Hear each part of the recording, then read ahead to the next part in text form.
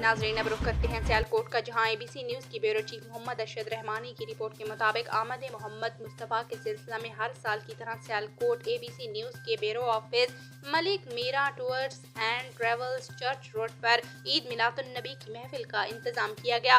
मलिक अली, मलिक आदिल और मलिक बिलावल ने अपने वालिद मरहूम मलिक नासिर के इसाले सवाब के लिए दर्जनों बिरयानी की देगें तकसीम की।